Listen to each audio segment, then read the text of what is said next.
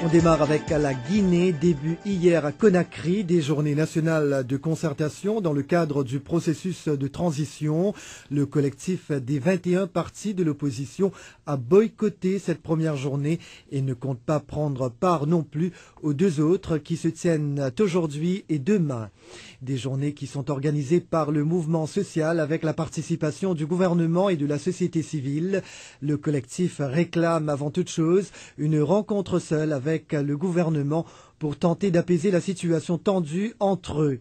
Aliou Condé, le porte-parole du collectif des partis de l'opposition, il explique les raisons du boycott. Depuis le mois d'avril, le 4 avril, l'opposition cherche à rencontrer le gouvernement. Par la suite, la réponse qui a été donnée, c'était de nous convier à une réunion au Palais du Peuple avec tous les partis politiques. Le lieu n'était pas approprié pour des discussions sereines et des discussions sur le fond. Et par la suite, donc, tout le monde nous a reproché de faire la chaise vide. Nous avons dit que nous ne faisons pas la chaise vide par rapport au problème de l'État, par rapport au problème de la nation. Donc nous avons pris finalement notre bâton de pèlerin. Nous avons rencontré la société civile, le Conseil national de la transition, le Conseil économique et social, le Conseil national de la communication, avec toujours le même message de leur demander de nous aider, de faciliter une rencontre entre notre collectif et le gouvernement.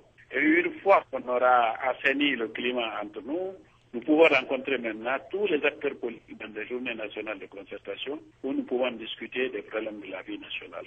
Alors, puisque vous n'accédez pas à notre doléance, nous pensons que nous n'avons rien à faire dans ces journées. N'empêche, ne pensez-vous pas que cela représentait l'espoir d'une décrispation politique tant souhaitée par le peuple guinéen et que donc l'opposition est passée à côté de la plaque en boycottant cette première journée de concertation? Si on veut décrisper la situation, c'est l'opposition qui est victime. Elle a des problèmes avec le gouvernement. Il faudrait que l'opposition discute directement avec le gouvernement. Si l'opposition ne peut pas discuter avec le gouvernement, si pendant des mois l'opposition demande à rencontrer le gouvernement et que le gouvernement n'accepte pas, nous ne comprenons pas qu'est-ce qui se passe. C'est là où nous aussi, il y a une incompréhension. Nous demandons une rencontre, nous exigeons même une rencontre avec le gouvernement qu'on ne veuille pas nous rencontrer. On peut tout de suite, toujours que ce soit les grandes messes, où il y a tout le monde pour discuter des problèmes de fond. Vous savez très bien que ce n'est pas comme ça. Quand il y a des négociations, ça se fait par petits groupes, par petites choses, pour essayer d'aplanir d'abord, pour essayer d'arrondir les angles. Nous ne sommes pas passés à côté de la plaque. Le jour où le gouvernement veut, même si c'est aujourd'hui, si le gouvernement nous appelle, nous sommes prêts à répondre à cet appel. Aliou Condé, porte-parole du collectif des partis de l'opposition. Du côté du mouvement social, on affirme que de nouveaux efforts seront déployés pour essayer de faciliter une rencontre entre gouvernement et opposition. Toutefois, les dirigeants du mouvement regrettent que le collectif des partis de l'opposition ne prenne pas part aux journées nationales de concertation. Aziz Diop est le secrétaire exécutif du Conseil national des organisations de la société civile de Guinée, une organisation qui fait partie du mouvement social. Écoutez-le. Cette journée nous a permis de faire le point sur le processus électoral, d'avoir la perception des autres et également de lancer officiellement le dialogue politique. Cela ne signifie pas qu'on rencontre les autres, surtout le collectif des partis politiques, et les négociations sont en cours. Je crois que nous tiendrons compte maintenant par rapport à leur préalable, de rencontrer directement le ministère de l'administration du territoire.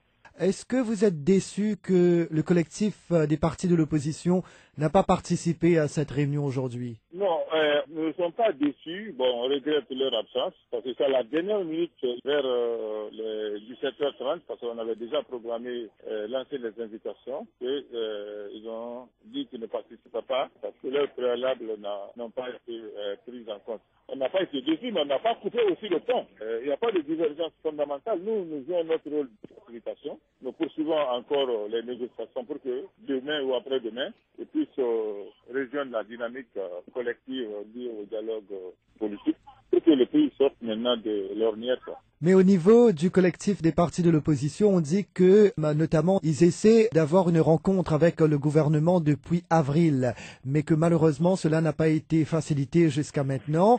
Alors, qu'en pensez-vous? Maintenant, c'est ce que nous allons maintenant. Nous, on avait une démarche première, c'était une démarche inclusive. Maintenant, nous allons favoriser maintenant des démarches exclusives pour que le gouvernement, à travers le ministère de l'administration du territoire, puisse rencontrer Aziz Diop du mouvement social de Guinée.